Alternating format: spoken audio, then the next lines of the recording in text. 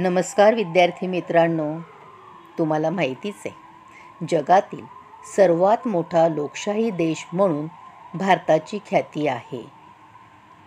लोकशाही ही एक सातत्याने चालणारी जिवंत प्रक्रिया आहे. लोकशाहीचा स्वीकार केला म्हणजे लोकशाही अस्तित्वात आली असे होत नाही. त्यामुळे लोकशाही टिकवण्यासाठी दक्ष राहावे लागते, जाणीवपूर्वक प्रयत्न करावे लागतात. लोकशाहीला असणारे धोके वेळीच ओळखून त्यांचे लोकशाहीच्या मार्गानेच निराकरण करणे आवश्यक असते. आज आपण जो पाठ शिकणार आहोत त्या पाठाचे नाव आहे भारतीय लोकशाही समोरील आव्हाने.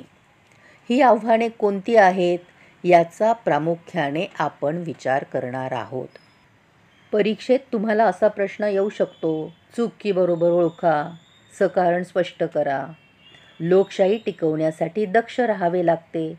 अगदी बरोबर आहे. लोकशाही व्यवस्था केवळ शासकीय पातळीवर असून चालत नाही, तर ती लोकांपर्यंत पोचली पाहिजे. लोकशाहीतील लोकांचे हक्क, स्वातंत्र्य अबाधित ठेवण्यासाठी सतत जाणीवपूर्वक प्रयत्न करावे लागतात. भ्रष्टाचार, हिंसा, गुन्हेगारीकरण यासारख्या लोकशाहीला आव्हान देणाऱ्या समस्या वेळीच नष्ट कराव्या लागतात. त्यासाठी लोकांना आणि शासनालाही सतत दक्ष राहावे लागते. जागतिक पातळीवर लोकशाहीसमोर कोणती आव्हाने आहेत? तर आज जगातला प्रत्येक देश आपण लोकशाहीवादी असल्याचे म्हणतो, परंतु प्रत्यक्षात मात्र लोकांचे हक्क आणि स्वातंत्र्य अबाधित ठेवणारी आणि जनकल्याणाला प्राधान्य देणारी लोकशाही फारच थोड्या देशांमध्ये आहे. लष्करी राजवटींचा मोठा धोका लोकशाहीसमोर आहे. त्यामुळे जागतिक पातळीवर खऱ्या लोकशाहीचा प्रसार होणे व प्रत्येक देशात तिचा अवलंब हे लोकशाहीसमोरील मोठे आव्हान आहे. लोकशाही प्रसाराचे हे जागतिक पातळीवरील आव्हान आहे. विद्यार्थी मित्रांनो, लष्करी राजवट म्हणजे काय ही संकल्पना आपण स्पष्ट करूया. जेव्हा लष्करातील एखादी व्यक्ती वा गट प्रस्थापित सरकार उलथून टाकून सत्ता हाती घेतो, तेव्हा तिला लष्करी क्रांती असे म्हणतात. 19व्या-20व्या शतकात जगातील अनेक देशात लष्करी क्रांती होऊन अशा लष्करी राजवटी अधिकारावर आल्या.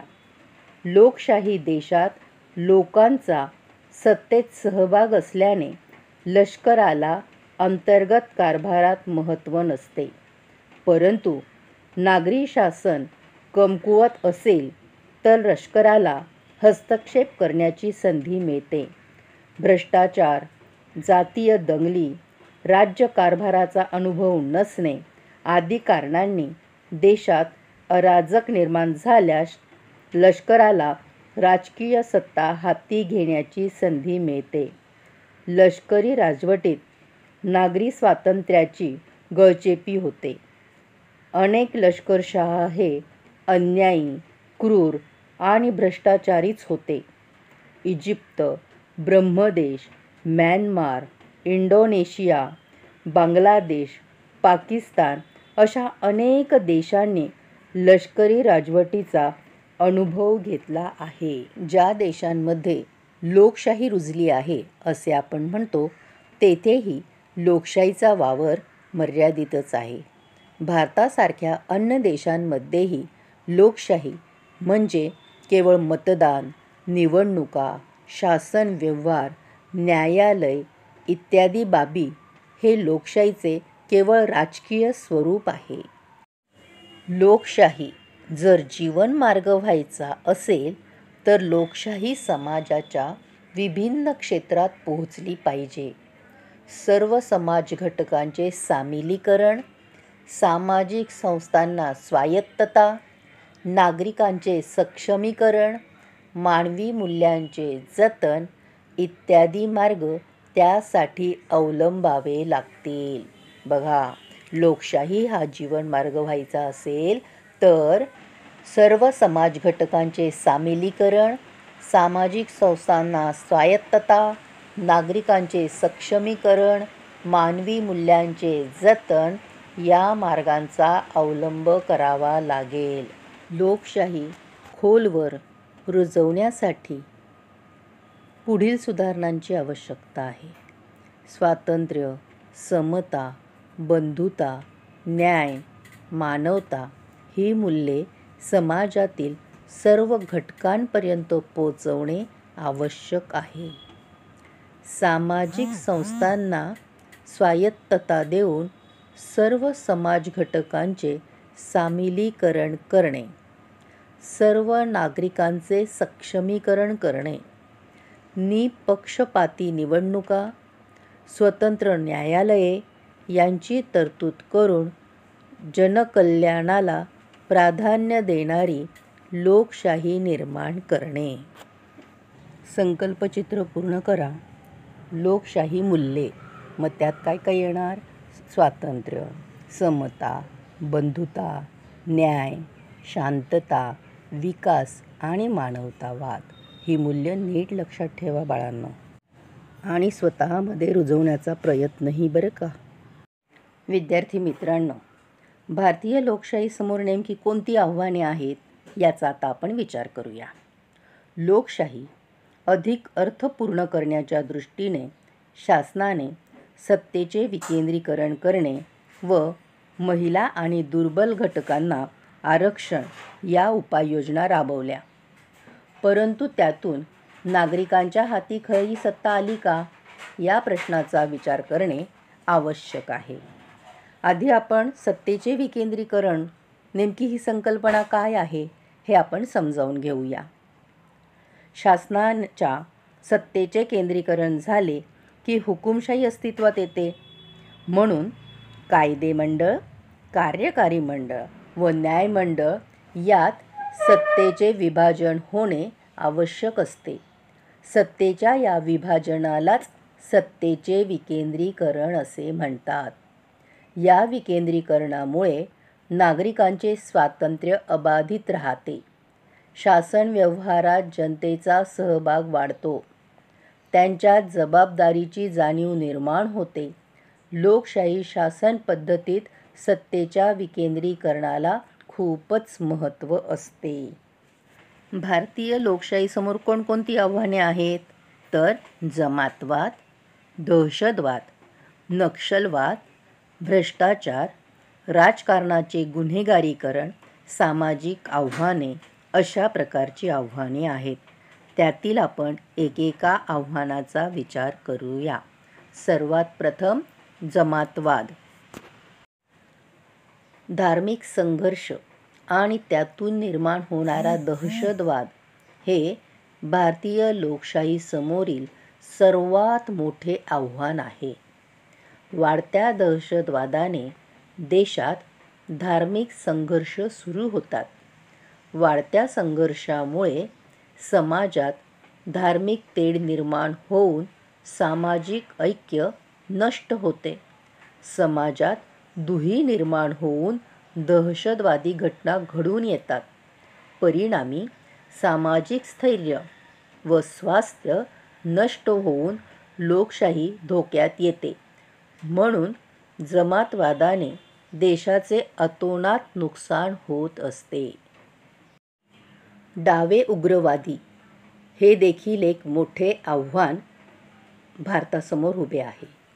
नक्षलवाद ही भारतातील खूप मोठी समस्या आहे. भूमिहीन शेतकरी, आदिवासी यांच्यावर जमीनदारांकडून होणारा अन्याय दूर करण्यासाठी व त्यांच्याकडील जमिनी बळकावण्यासाठी पश्चिम बंगाल राज्यात नक्षलवादी चळवळ सुरू झाली. या चळवळीवर मार्क्सवादाचा प्रभाव असल्याने त्यांना डाव्या विचारसरणीचे म्हणून ओळखले जाऊ लागले. सुरुवातीच्या उद्दिष्टांपासून भरकटत जाऊन ही चळवळ आता उग्रवादी बनली आहे. शेतकरी, आदिवासी यांना न्याय देण्याऐवजी ही चळवळ सरकारला हिंसक पद्धतीने विरोध करीत आहे. राजकीय नेते, पोलीस, लष्कर यांच्यावर नक्षलवादी गटाकडून हल्ले केले जात आहे. पुढचा मुद्दा आहे भ्रष्टाचार.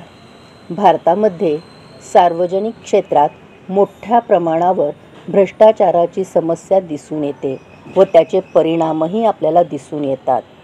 काय परिणाम होतात तर राजकीय व प्रशासकीय स्तरावर भ्रष्टाचार वाढून सरकारची कार्यक्षमता कमी होते.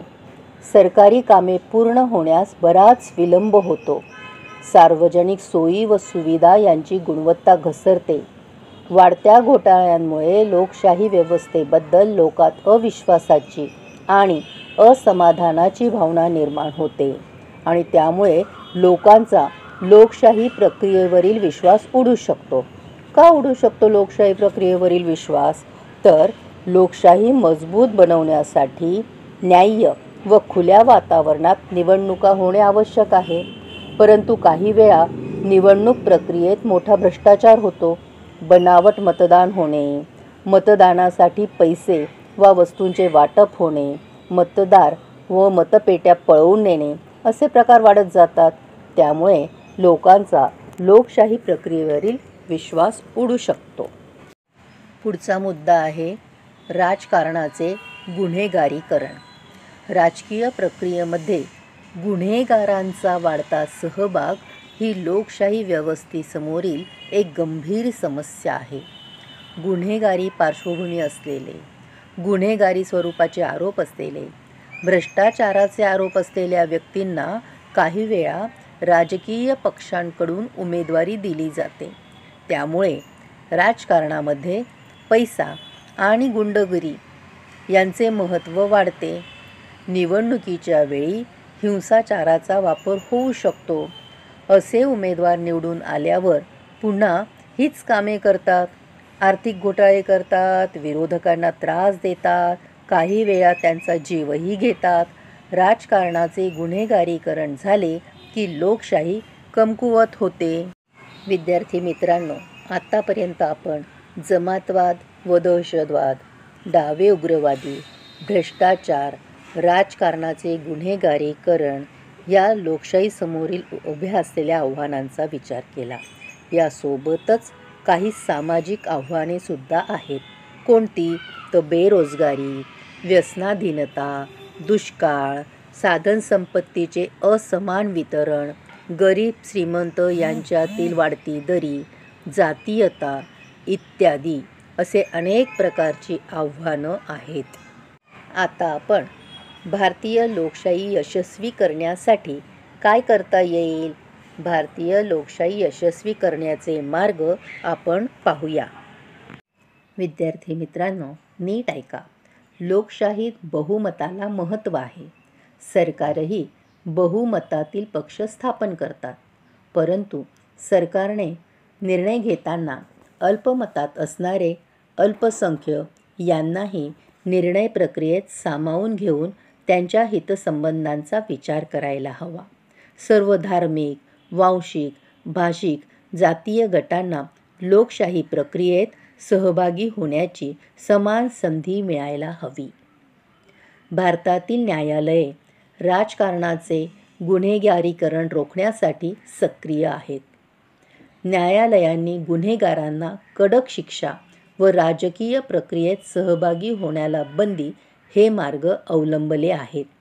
भारतातील लोकशाहीच्या यशस्वीतेसाठी सरकार, प्रशासन व न्यायालयीन पातळीवर प्रयत्न व्हायला हवेत.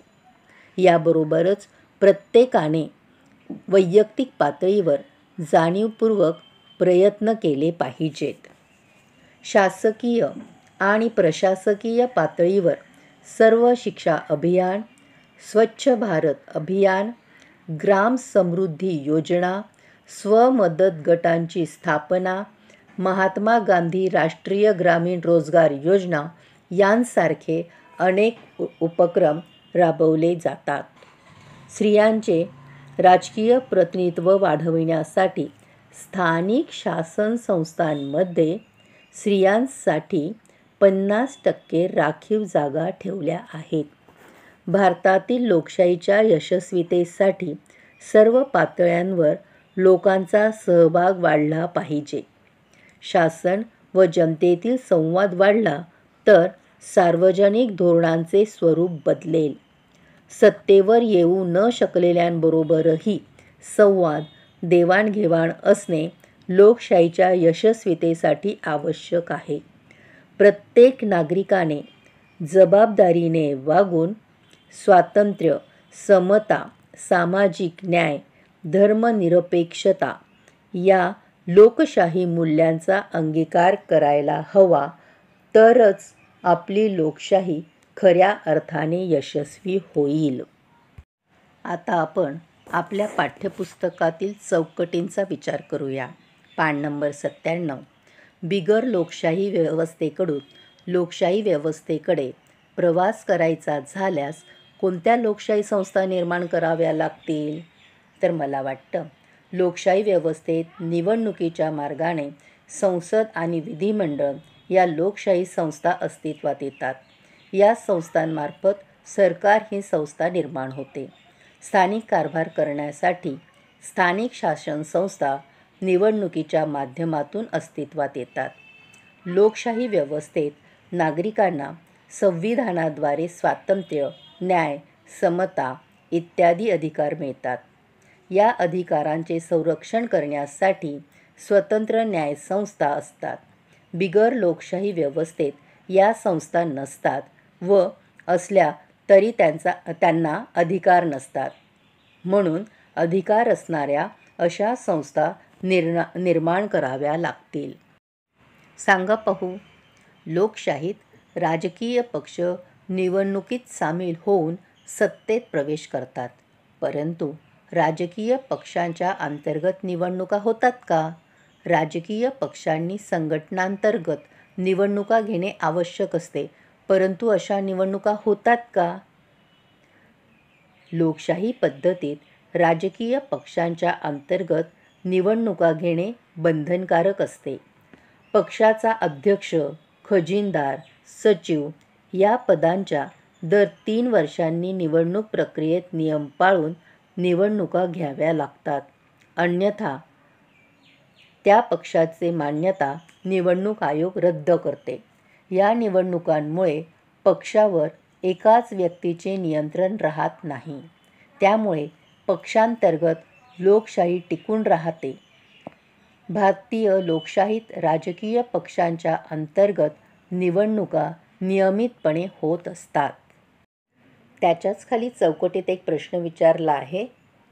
मला पडलेले प्रश्न. चीनने आर्थिक सुधारणा स्वीकारल्या. जागतिक व्यापार संघटनेचे सदस्यत्वही स्वीकारले. परंतु तिथे एकाच पक्षाचे वर्चस्व कसे असू शकते? चीन हे लोकशाही राष्ट्र आहे का? चीनमध्ये त्यांची संसद निवडण्यासाठी नियमितपणे दर 5 वर्षांनी निवडणुका होतात. चीनच्या साम्यवादी पक्षाच्या सदस्यांनाच फक्त निवडणुका लढविण्याचे स्वातंत्र्य असते. त्यामुळे चीनमध्ये नेहमी कम्युनिस्ट पक्षाचेच सरकार असते. म्हणून चीनमध्ये खऱ्या अर्थाने लोकशाही नाही. थोडक्यात पण महत्त्वाचे आपण काय शिकलो? लोकशाही ही एक सातत्याने चालणारी जिवंत प्रक्रिया आहे. लोकशाहीला असणारे धोके वेळीच ओळखून त्यांचे लोकशाही मार्गांनीच निराकरण करणे गरजेचे असते. जनकल्याणाला प्राधान्य देणारी लोकशाही फार थोड्या देशात आढळते. भारतीय लोकशाहीपुढे अनेक आव्हाने आहेत. त्यामध्ये जमातवाद व दहशतवाद, डावे उग्रवादी, नक्षलवादी, भ्रष्टाचार, राजकारणाचे गुन्हेगारीकरण यांचा समावेश होतो. याचबरोबर बेरोजगारी, व्यसनाधीनता, गरीब श्रीमंत यातील वाढती दरी, दुष्काळ, साधनसंपत्तीचे असमान वितरण, जातीयता इत्यादी सामाजिक आव्हानांचा समावेश होतो. भारतीय लोकशाहीच्या यशस्वीतेसाठी कोणत्या उपाययोजना करता येतील याचाही आपण विचार केलेला आहे. खाली डिस्क्रिप्शन बॉक्समध्ये आपल्याला एक लिंक दिलेली आहे. ती सोडवा व आपल्याला हा पाठ किती समजला ते समजावून घ्या. धन्यवाद. Hey there. Subscribe to my channel. And also press this bell icon.